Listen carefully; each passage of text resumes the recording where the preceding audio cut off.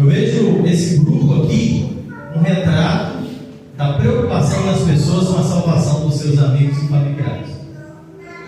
Eu estava sentado ali pensando, parece que o povo de Deus, os crentes, não entenderam o que é você ter um filho indo para o inferno, o que é você ter um familiar seu indo para o inferno. Parece que o povo de Deus não entendeu o que é ser ter um pai e uma mãe que está caminhando para o inferno. Porque se realmente tivesse entendido isso a igreja, hoje esse salão estaria com todos os membros aqui, de um jeito ou de outro, tinha esforçado para estar aqui. Eu tenho percebido, nós temos esse movimento nesses meses de oração, para nós unirmos juntos, para que apresentemos uns aos outros, aos familiares, para que Deus possa salvar. E desde o princípio eu percebi a pouca preocupação. E esse grupo de hoje serviu só para comprovar aquilo que eu já vinha pensando. Como que as pessoas, eu estou falando de nós crentes, como que muitos não estão preocupados com a conversão dos seus amigos e familiares. E isso me entristece muito, muito. Eu vendo esse salão aqui, desse jeito hoje à noite, eu fico triste. E assim, louvo a Deus por aqueles que chegaram até aqui. Louvo a Deus por aqueles que têm compromisso de orar pelos seus familiares. E eu creio que o nosso Deus, que é fiel, Ele vai honrar o seu compromisso de oração. Amém. Mas a gente entristece muito em ver a falta de preocupação dos crentes com a salvação dos seus entes queridos. Irmãos, nós estamos brincando, não é com o futuro profissional. A gente não está aqui para orar para que o seu familiar seja rico, seja bem sucedido. A gente não está aqui para orar que seu filho tenha uma carreira. A gente não está aqui para orar que seu filho tenha saúde. Nós estamos aqui para orar para que seu filho, seu marido, sua esposa, seus pais, seus amigos não vão para o inferno, sofrer eternamente um lago de fogo. É essa a nossa oração. Eu me arrepio de pensar nisso. E parece que não existe esse despertamento por parte de tantos. Mas hoje à noite eu quero compartilhar com você que está aqui, que se preocupa, e eu dizer para você: não desista de orar. Não desista de orar.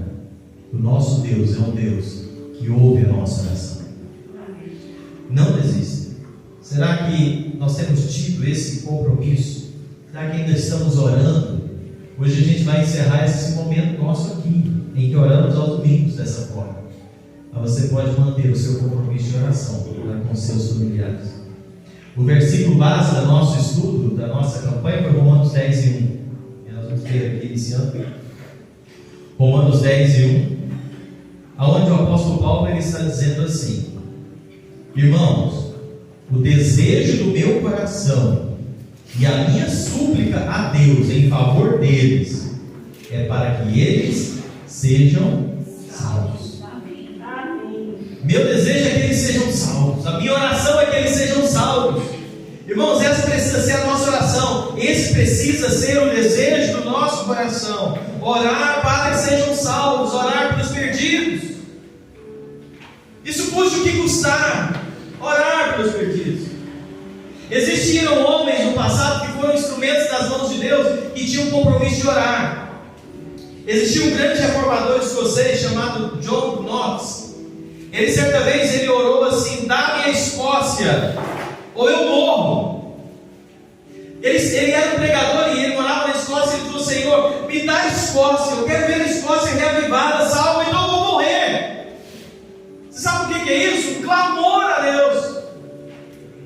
E Deus usou ele tremendamente para um grande avivamento na Escócia. Será que você tem tido essa compaixão, esse desejo ardente de orar? Eu não estou dizendo para você orar lá no Jacaraú. Ele orava para um país. Mas você tem orado para que Deus salve vidas em Jacaraú, para que Deus salve vidas da sua família. Senhor, salva a minha família, senão eu não morro, Senhor. Senhor, salve vidas na igreja. Irmãos, todo dia que eu chego aqui, a primeira coisa que eu faço é: Senhor, salva vidas, Senhor, salva vidas. Essa deve ser a nossa oração. Esse deve ser o nosso desejo. Teve um grande pregador inglês também, George Whitefield, ele orou da seguinte forma: ó Senhor, dai-me almas ou me mate. Dai-me almas ou me mate. Resumindo, ele estava falando: Senhor, se a minha vida não servir para que possa ver pessoas salvas, não vale a pena continuar vivendo mais.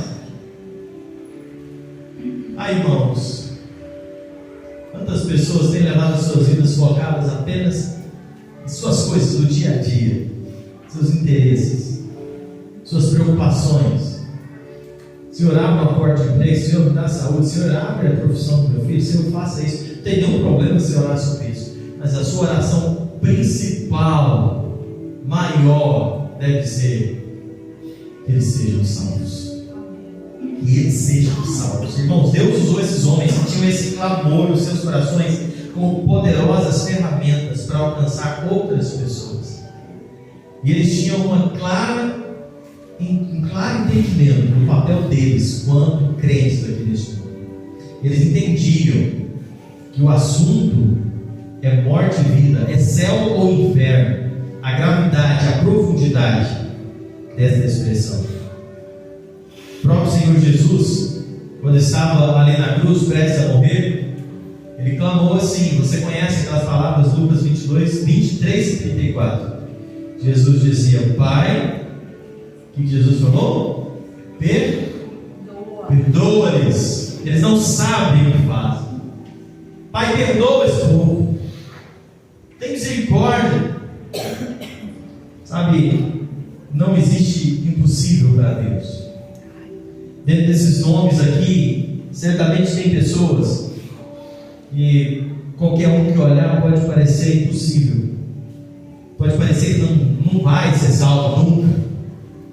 Pode ser que tenha pessoas viciadas na bebida, na prostituição, seja pessoas que também aí para o evangelho. Sabe, pode parecer impossível. E talvez você ache impossível. E eu quero perguntar para você: você acha que é impossível aquela pessoa ser salva? Será que você consegue pensar em alguém que seja impossível aquela pessoa ser salva? Consegue pensar em alguém que você fala assim: essa pessoa é impossível ela se salvar? Se você pensa em alguém que é impossível ser salvo, eu quero dizer para você que realmente é impossível. É impossível. Sabe, é impossível. Humanamente falando, algumas pessoas, você imaginar elas convertidas, você imaginar elas salvas. Talvez aquele seu amigo que você sabe que ele é um beberrão, que vive preso na prostituição ou nas drogas, ou uma vida que não está nem com Deus, ou é ateu, não aceita ninguém falar de Jesus para ele. Você vai convidar para a reunião e fica bravo, você vai falar da Bíblia com ele, ele se revolta. Sabe, humanamente falando, é impossível mesmo essa pessoa ser salva. Mas, aí eu quero ler com você um texto bíblico. Abra comigo Gênesis 18.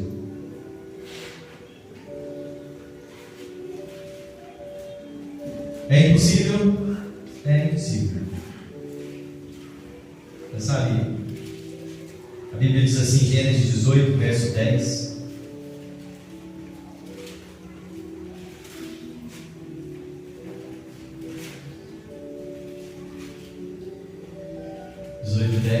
E um deles disse: certamente voltarei a você daqui a um ano, e Sara, sua mulher, dará à luz a um filho. Sara estava escutando à porta da tenda atrás de Abraão. Abraão e Sara já eram velhos, avançados em idade, e Sara já lhe havia cessado o costume das mulheres. Por isso, Sara riu em seu íntimo, dizendo consigo mesmo: depois de velha e velho também, o meu Senhor terei ainda prazer. Então o Senhor perguntou a Abraão: por que Sara riu, dizendo: será verdade que darei ainda luz, sendo velho? Por acaso existe algo demasiadamente difícil ou algo impossível para o Senhor? Daqui a um ano, nesse mesmo tempo, voltarei a você, e Sara terá um filho. Eu te pergunto, é impossível essa pessoa aí que nós falamos agora há pouco dela, e você está lembrando dela, é impossível essa pessoa ser salva? É impossível. É tão impossível quanto uma mulher de 90 anos ter filho. É tão impossível de que uma pessoa já tendo passado todas as condições biológicas de ter filho. Foi isso que Sara e Abraão experimentaram. Existe alguma coisa demasiadamente difícil? Existe alguma coisa impossível para o Senhor? Não existe nada impossível para Deus. Então o Senhor está dizendo para Sara, que riu quando viu falar que ela queria ter filho, e disse: olha, não há impossível.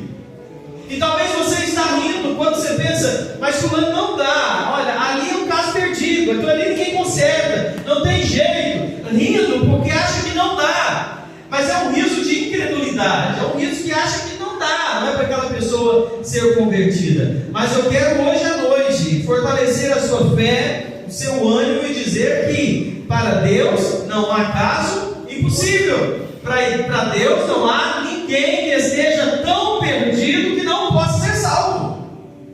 Para Deus não existe ninguém ateu que não possa quebrar o coração. Para Deus não existe ninguém tão ignorante que não se abra para o Evangelho. Para Deus não há impossível. Isso precisa ser a nossa convicção.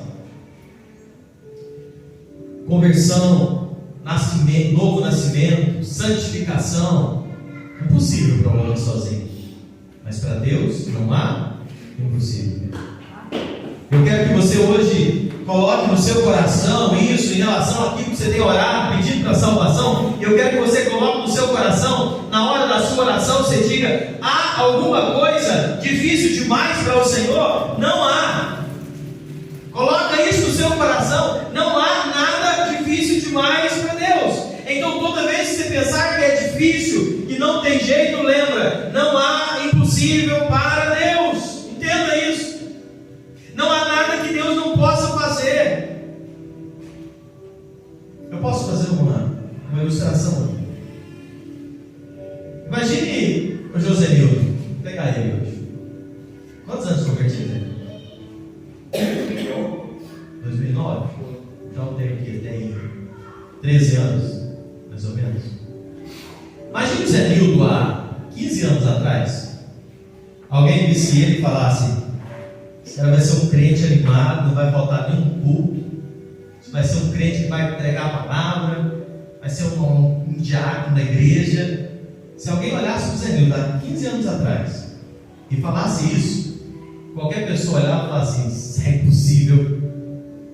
Esse cara vive bêbado aí, todo mundo vê, todo dia sai do serviço, vai para o bar, tomar uma cachaça, chega se arrastando. Isso é impossível. Falava ou não falava? Há 15 anos atrás, se olhasse para ele, jamais iria imaginar o Zenildo hoje, sentado aqui. Olha um Bento, olha, eu estou colocando um Benedito, olha essas pessoas há 40 anos, o Hernani aqui. Alguns anos atrás, antes da conversão, se alguém falasse que aquele ali vai ser um crente, um dia animado, fiel, vai ser a pessoa que vai chegar mais cedo e abrir o templo, vai ser uma pessoa. Se alguém olhasse e falasse: isso é impossível, esse cara é cachaceiro, isso não vale nada, não vai nunca. Mas é impossível para Deus? Não! Então essa pessoa que a gente está orando, que está aqui dentro, que hoje talvez é um bêbado, hoje talvez vive na prostituição, hoje talvez não quer nem saber de Deus. Irmãos, oremos que daqui a alguns anos nós podemos vê-lo sentado aqui, vê-la sentada aqui, louvando, exaltando e adorando a Deus, irmão. Amém. Não é impossível, eu creio nisso. É por isso que nós oramos. Nós não conhecemos o futuro, mas nós sabemos em quem nós estamos colocando. Não há impossível para esse Deus. Não há impossível. Quantos de nós teríamos histórias, se alguém olhasse para nós, iria falar a mesma coisa? Você tinha uma vida religiosa lá e vivia praticando todos os costumes da religião, e alguém falasse: não, fulano vai ser crente. E que é isso? Nunca que essa pessoa vai ser um crente. Mas é hoje por quê? Porque não é impossível para Deus. E nós precisamos entender isso. Ore, continue animado, continue encorajado, peça a Deus. Ele é o Deus do impossível. Ele é o Deus do impossível. Talvez você pense: mas como que eu vou saber se eu estou pedindo demais, né? Às vezes eu oro por fulano, estou exagerando com Deus, né? Deus tem sido tão bom comigo, né? Irmãos, eu não me lembro nenhuma vez na Bíblia que Deus tenha culpado alguém por gerar expectativa grande demais. Eu não vejo nenhum caso na Bíblia que alguém tenha culpado alguém por gerar expectativa grande. Então, na minha oração, eu posso orar por qualquer coisa. Eu posso orar, eu posso clamar. Lembra quando Jesus falou com os discípulos? Jesus, que eles estavam com medo, Jesus falou: por que duvidastes, homens de pequena? Aí ele chamou a atenção. Vocês estão duvidando até de vocês ser pequena, mas ele nunca chamou a atenção por alguém que estimasse a fé e a confiança que tem em Deus. Essa precisa ser o que nós queremos. Sabe, bata a porta, bata a porta, bata a porta, insista. Você tem um filho que não é convertido ainda, tem uma filha que está perdida, tem um familiar seu que ainda não é um convertido. Ore, ore, ore. Peça a Deus que o salve, peça a Deus que faça dele um pregador, peça a Deus que faça dele um missionário, peça a Deus que faça dele um pastor, peça a Deus que faça uma grande obra na vida dele. Ore assim, ore assim. Peça pela vida de seus filhos, continue crendo. Irmãos, todos os dias pela manhã, quando eu estou orando, eu oro pela vida dos meus filhos, que eu quero vê-los pregando, eu quero vê-los aqui no púlpito pregando, eu quero vê-los envolvidos na obra, eu quero vê-los trabalhando para o Senhor. Todos os dias eu oro pela esposa do Isaac. Eu não sei onde é que está, não sei quem é, mas eu oro: Senhor, aquela mulher que o Senhor está preparando para casar com Isaac, seja uma mulher temente, fiel a Ti. Aquele homem que o Senhor está preparando para casar com a Sara, eu não sei onde é que está, Senhor, mas que ele seja um homem temente, fiel, obediente, que o lar dele seja um lar de bênçãos. Eu oro por isso. Por que eu oro por isso? Porque eu creio que o Senhor pode fazer isso. Eu não estou vendo, eu não sei, mas eu oro. Sabe, nós precisamos ter esse compromisso, porque, irmãos, eu vou te falar uma coisa: o Satanás, o diabo, ele ri quando nós agimos com incredulidade. O diabo fica feliz quando ele vê um crente falando: eu não vou nem orar mais porque não adianta, isso aí não vale nada, isso é um caso perdido, fulano não quer nada com Deus, a gente chama, ele não quer, a gente fala, ele nem ouve, isso não vale, isso não tem jeito. Mas o diabo ri da gargalhada com a nossa incredulidade. Mas quando você olhar para alguém e você pensar que não vale nada, que não está nem aí, que não ouve, você diz: eu creio que eu ainda vou te ver lá, eu creio que ainda vou te ver servindo a Deus, eu ainda vou te ver lá no púlpito pregando, eu vou te ver dando testemunho. Eu creio nisso. Continua crendo, que dessa forma você quebra a força de Satanás, as astúcias dele, porque nós caminhamos por fé, não por vista. Está perdido, está longe, mas por fé eu já vejo essa pessoa servindo ao Senhor. Irmãos, imagina essa pessoa sentada aqui do seu lado, louvando a Deus. Imagina isso, creia nisso. É assim que nós precisamos caminhar. Não duvide, não duvide da palavra de Deus, não duvide das promessas de Deus. Eu estava lembrando de uma história hoje à tarde, aliás, essa semana, né? Estava relendo agora à tarde, de Acabe. Acabe era um rei perverso, era um rei mau na época de Elias. E você já deve ter ouvido contar a história de Acabe. Acabe, ele matou um homem inocente porque ele queria uma vinha que esse homem tinha. E ele matou esse homem chamado Nabote por covardia. O homem tinha um reino inteiro, mas ele roubou com a vinha de um pequenininho ali. E ele foi e matou aquele cara para tomar a vinha dele. E o profeta Elias falou: olha, Acabe, esses cachorros que você está vendo lamber o sangue de Nabote que você matou, eles vão lamber o seu sangue aqui nesse mesmo lugar quando você morrer. Elias falou essas palavras. E sabe, Acabe acreditou nisso, porque Acabe sabia que Elias era um homem de Deus. E passou a vida. Segue a vida, foi passando. Mas no coração de Acabe ficou com aquilo guardado. Mas um dia ele estava indo para uma guerra em Ramote de Gileade, e o profeta de Deus naquela época disse para ele: olha, Micaías, no caso, nessa ocasião, e ele foi conversar com esse Micaías e falou: eu devo ir para a guerra? E Micaías falou: não vai, se você for, você vai morrer. Sabe o que Acabe falou? Acabe falou: não, eu vou. Eu lembro que Elias falou que eu ia ser morto, os cachorros iam lamber meu sangue lá, e ele estava a mais ou menos 50 quilômetros de distância do lugar. Então, não tem base isso aí. A palavra é que eu vou morrer, os cachorros vão lamber meu sangue lá, tem 50 quilômetros de distância daqui. E ele foi, e temou com a palavra de Deus. O profeta disse: não vai que você vai morrer. Ele falou: não, mas foi falado que ia ser lá. E ele insistiu, foi. E sabe o que aconteceu, irmãos? No meio do nada, um arqueiro lançou uma flecha, e essa flecha alcançou Acabe na carruagem e pegou na junta esqueci a palavra agora. Não, que eles estavam protegidos do colar dele, colete que o rei usava. A flecha pegou na junta, bem na emenda, assim, um canto impossível, e o cara tirou a erva, e ele começou a sangrar na carruagem, e o pessoal não percebia, ele caiu e foi sangrando até morrer na carruagem dele, 50 quilômetros de distância do lugar. E os soldados, sem saber de nada, trouxeram ele de volta para a terra dele. E sabe aonde foram lavar o corpo dele? A carruagem que estava cheia de sangue, lá no lugar aonde os cães lamberam as chagas com o sangue de Nabote. A palavra se cumpriu. Ele resolveu desobedecer a Deus. Ele insistiu 50 quilômetros de distância. É impossível isso acontecer aqui. Mas sabe, ele pagou para ver. E uma coisa nós precisamos entender: a palavra de Deus, ela se cumpre. Ela se cumpre. Não brinque. Não duvide da palavra de Deus. Sabe, nós precisamos entender que nós servimos a um Deus que está acima de todas as coisas. Não ria. Não ria. Eu falo rir, não é expressão de rir, mas não ria com a incredulidade de achar que é impossível. Porque para Deus não é impossível. Eu estava lembrando de Paulo. Lembra quem era Paulo antes de ser Saulo? Saulo, quando mataram Estevão, Saulo estava segurando as roupas dele, vendo o pessoal matar ele a pedrada.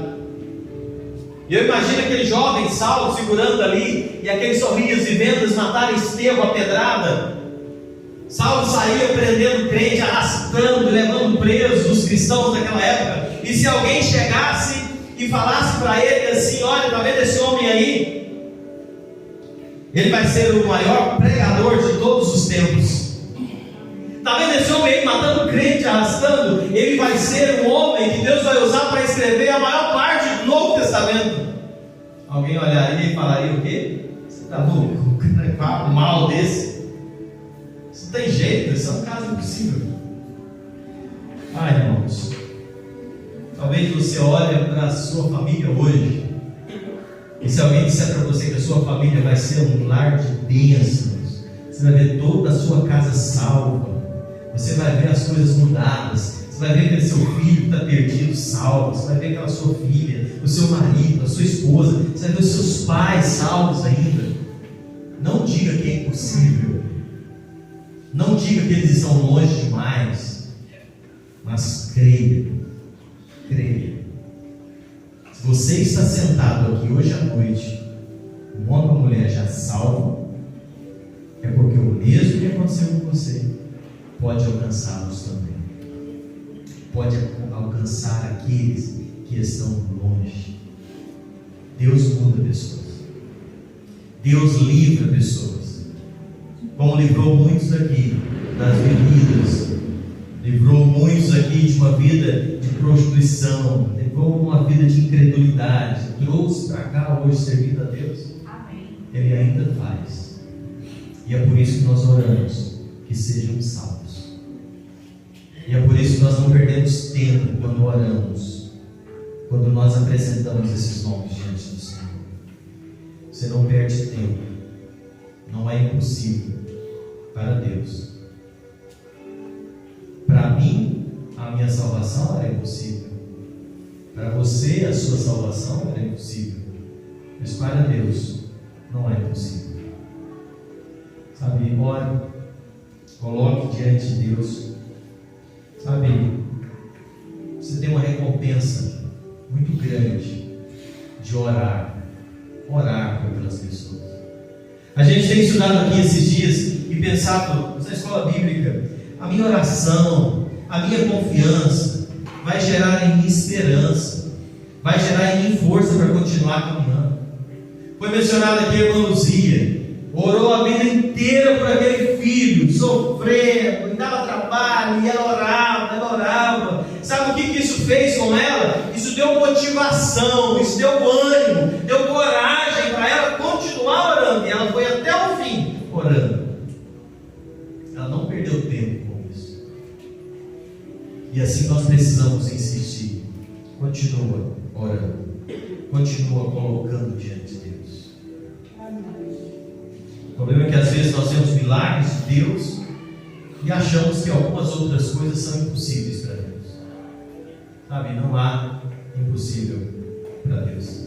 De fato, todos nós aqui, de estarmos aqui hoje, já somos um milagre de Deus. Ore pela salvação da sua família, ore pela salvação de seus amigos, ore pela salvação de todas as pessoas.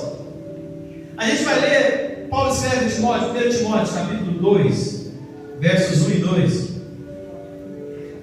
A gente já vai caminhando para encerrar a palavra, mas 1 Timóteo 2, 1 e 2. Paulo diz assim: antes de tudo peço que se façam súplicas, orações e ações de graças em favor de quem?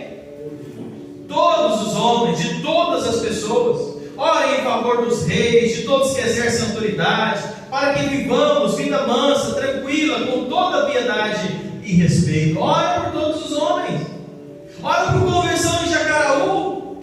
Ore para Deus salvar pessoas dessa cidade, pessoas que talvez você não conhece, pessoas que talvez você não sabe nem quem, pessoas que talvez não vão se converter aqui, mas vão ser salvas pela sua oração, e você vai ter uma grande recompensa nisso. Irmãos, eu creio que lá no céu nós teremos grandes surpresas. Lá no céu eu creio que nós vamos encontrar pessoas que foram salvas através de você, e talvez você nem saiba disso.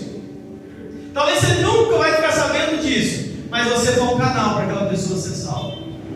Ora por isso. Talvez uma palavra que você fala, talvez o seu testemunho, talvez alguém que nunca falou para você, mas via a sua forma de viver, e aquilo falou no coração, e ele foi buscar a Deus. Talvez nós nunca encontramos, talvez nunca falou, mas aquilo alcançou aquele coração. Então não perca tempo, ore em favor de todos os homens, mas tenha paixão pelas almas, paixão por conversão, paixão para que sejam salvos. É esse o desejo de Moisés quando ele intercede pelo povo. Lá em Êxodo 32, Moisés chega num ponto que Moisés diz assim: agora pois perdoa-me o pecado, ou se não peço que me risque do livro que está escrevendo. Sabe, uma oração extremamente pesada. Moisés diz: Senhor, perdoa esse povo, ou então me tira da história. Sabe, peso. Deus honrou. E Deus continua honrando pessoas que têm compromisso de oração. Amém. Ore, seja seu amigo ou seja seu inimigo, ore por ele. Ore. Aquela pessoa que você não gosta, porque tem gente que a gente não gosta, não vamos, né? Mas ore por ele também, porque ele precisa ir do céu.